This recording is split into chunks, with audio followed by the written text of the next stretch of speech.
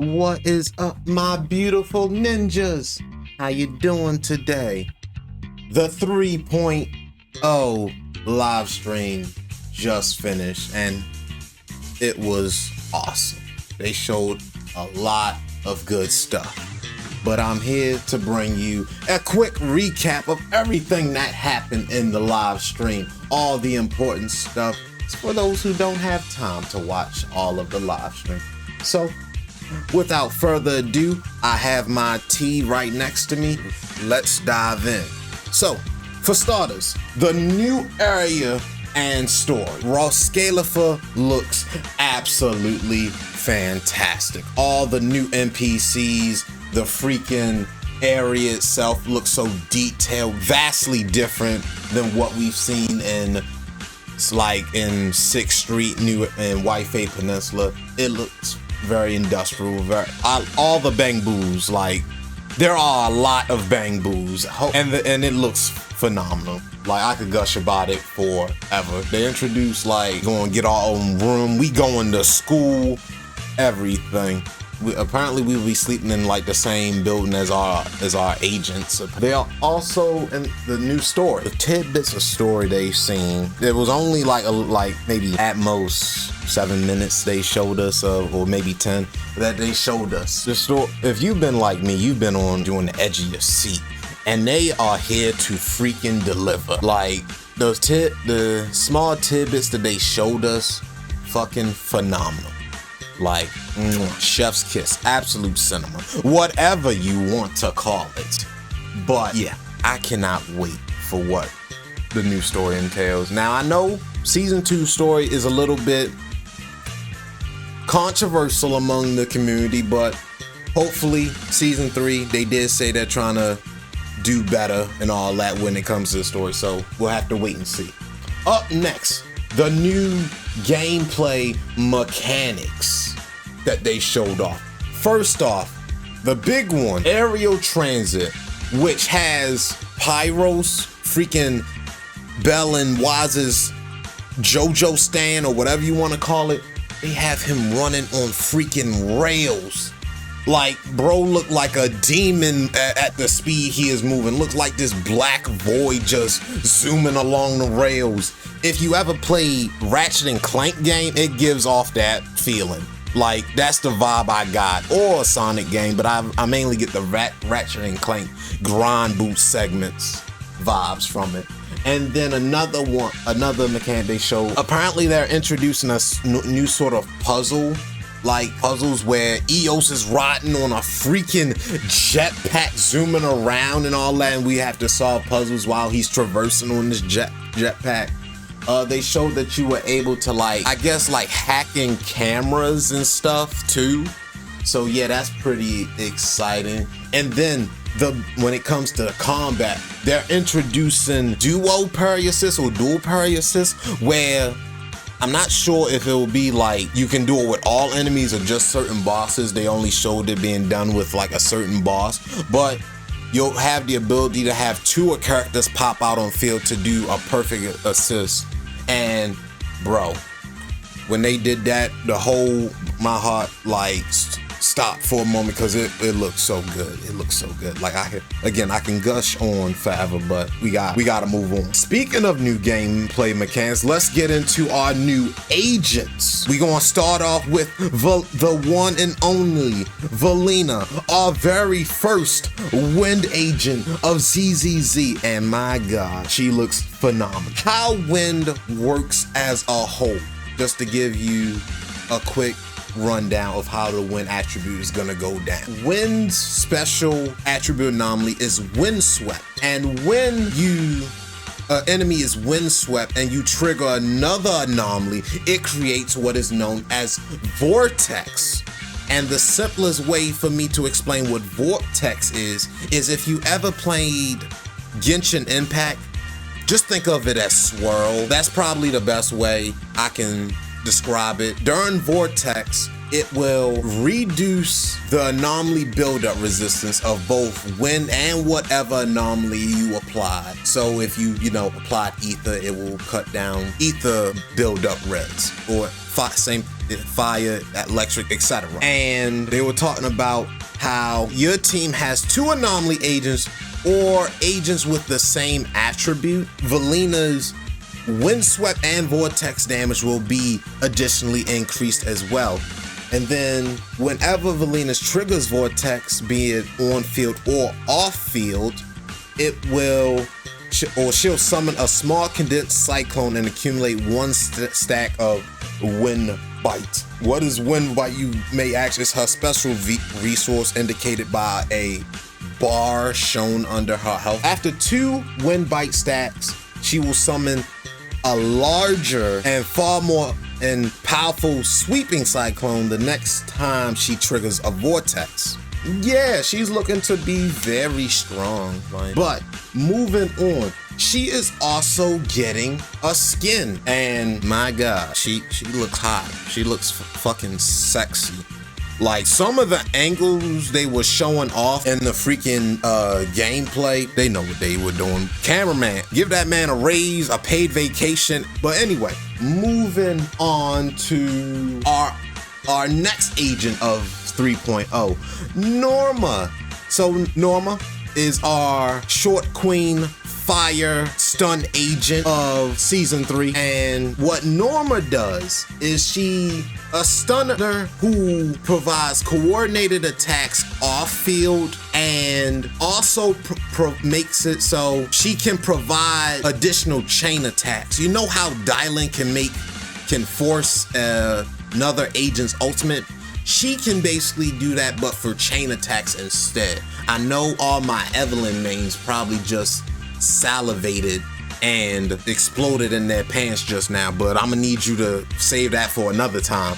But her core passive is when she accumulates enough preheated chamber, right, which is again her special resource, the bar that's under her health bar, most like other agents, is when she consumes that resource, she will convert a quick assist into a chain attack. When she, immediately enters combat, she'll gain a certain amount of this resource, and then she can accumulate that resource on field but also off field, because when she's off, when you swap her off field, her hat is also a bang boot too. I found that detail kind of cute, not gonna lie. It will attack the enemy and build up resources passively. So yeah, and then her ult, she launches a fucking nuke at the enemy. It is so badass. Just seeing her summon and launch this massive giant nuke from the ground. Also, she does hot with her EX special. She will do higher damage if the enemy is stunned. And then her EX special also puts down these turrets that will do, I'm not sure if they do coordinated attacks or if they attack automatically. She'll do off-field damage with those turns, and then, like I said, her ultimate is this giant fuck-off all nuke that rains down hellfire on the enemy. But moving on, let's move on to what I know all y'all been waiting for. Pyros, the freaking JoJo stand, whatever you want to call Bells and Wise's helper. So Pyros' whole gameplay revolves around, so he basically has 4 ultimates that he can cast, each ultimate providing different buffs. Also forgot to mention Pyros Ether Attacker. His core passive, hitting enemies will restore his special resource, and then like I said, you'll be able to cast his ult and then select from 4 different ultimates. So what each of the ultimates are able to do. One called Total Annihilation will have Pyros charge and slash downward, gaining solar prominence. I hope I'm pronouncing that right, and enter the Mirage state. With this, while in the state, his ult deals increased damage to stun enemies, right? And then his next ult, Triumphant Return, will unleash an energy blast and enter the Sun Flare state, increasing the energy generation rate and damage dealt. His third ultimate, Unbound Sword Storm, deals extra damage to enemies that are in a certain state. And then his last ult, Internal Imprisonment, will, if you hit a stun enemy, it will trigger Totalize. And I gotta say, the animations that of Bell teaming up with Pyros, and how in some of these they are really posed up for real. It just looks chef's kiss. The way he princess carries Bell in like the chain attack, I think they showed in the stream, but he literally princess carries Bell, and it's just adorable. Like that, they cooked with the animation. Next up, we're getting 4 new engines this patch. Of course, we have the signature engines for each of our new agents. Also, I forgot to mention, all of the agents, Valina, Norma, and Pyros will all be S-rank characters. The 4 engines we're getting Joa Dua. I know I'm butchering that. Basically, that's for Valina's engine.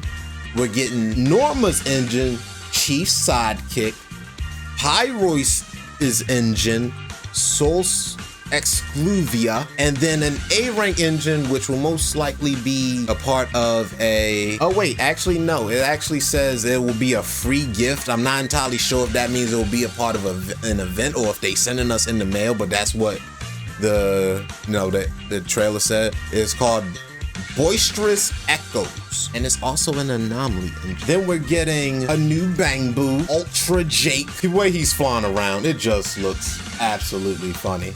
Oh wait, it just looks absolutely funny. It's hilarious. Let's see, am I missing anything? Nope. All right, let's move on to the new disc sets. First up, we got the Withering Salon. So the 2-piece of this set will increase wind damage by 10%, and then the 4-piece, when the equipper uses an EX special attack, their AP will increase by 25% for 40 seconds, stacking up to 2 times, and repeated triggers will reset the duration. When the equipper triggers Windswept, their damage increases by 18% for 40 seconds, and then repeated triggers will reset the duration. Pretty sure it's obvious this is Valina's set, and then our other set for this season is the Sky Ablaze. The 2-piece will increase ether damage by 10%, and then the 4-piece, when the equipper is an ether attribute agent, their crit damage will increase by 30%, and when the equipper uses an EX special or ultimate, their attack will increase by 10% for 30 seconds. So, of course, this would be used for Pyros' best in slot set. All right.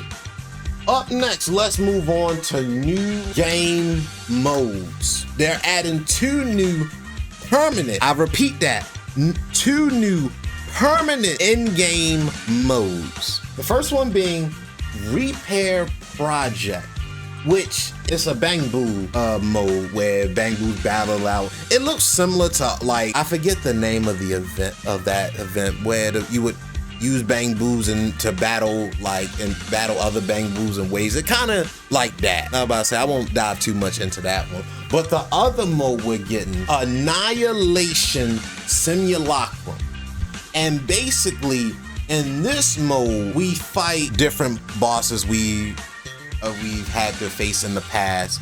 But this time, they souped them up with new mechanics. And they have like new combat characteristics and all that. In the gameplay that they showed of the Drown Ideal Monitor boss fight, he will now accumulate miasma shield while attacking. And then, we will need to parry him to reduce that shield, or use like EX special skills and stuff like that. But when he gets the full shield, he'll enter like this frenzy state and gain a damage boost and all that. It's very insane. I'm looking very forward to it. I love like ZZZ's in-game. The biggest difference in this in-game mode, so they'll have like the standard light mode for this, and then the challenge mode stages. In the challenge mode stages, from what they were saying, they will be providing a set. You won't be able to use your characters. They'll provide a set number of agents that you can use for that mode, and you'll have to pick from that selection of agents that they have. And in the standard mode they was talking about, they'll also be providing trial versions of characters and have them leveled up to a certain extent. It was very interesting. I can't wait to play it and try it out. And then, hold on. Oh, new events. I'll probably be playing these on screen and then have them flashing across the screen in instance. Probably the major ones that I will go over, or at least the ones that stood out to me, is we had one that was a rail shooter with a like roll-like mechanics where you can choose different buffs each run and stuff like that.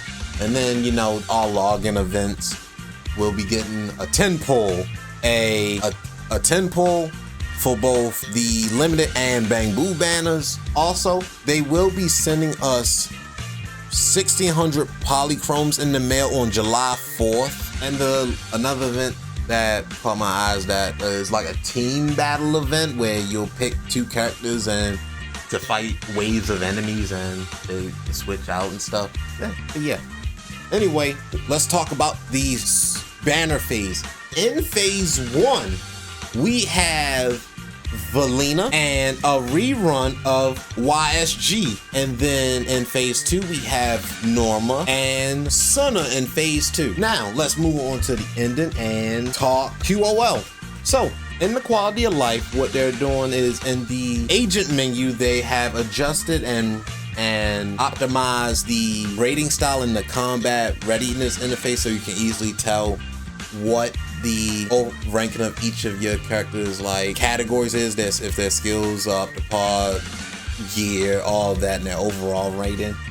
And then up next, they've added a brief summary to some of the agent's kit details, and they've also launched in season 3 they have a drop disc smart discard function where you can discard all of the unwanted discs based on your own requirements. Like, hey, I want to get rid of all of the discs that don't have crit damage, or as a subset or something like that. But yeah, and then the agent that you select as a training target, it will also now show when you go to craft disc, it will show the recommended 4-piece and 2-piece that you want to craft for that agent, which is a pretty nice touch. And then lastly, they're adding the ability the way you can equip all accessories on each of the skins for our proxies. But my ninjas, that is all I got for you today. Season 3 is looking to be great, and it looks like it's gonna hit the freaking ground running, literally going at Mach speed. I cannot wait. I am excited. Y'all already know when season 3 drops, we're gonna be content for days. We're gonna be pulling for, I'm gonna have a Valina pulling video. I'll probably also do story on stream and upload that on the channel as well. So if you're looking forward to that, be sure to stick around. But if you enjoyed the video, be sure to slap that like and subscribe button right in the bad cheek one time. Just like how you want to slap Valina right in the bad cheek one time. Leave me a comment telling me what you're most excited for in season 3. And until next time, ninjas, roll out.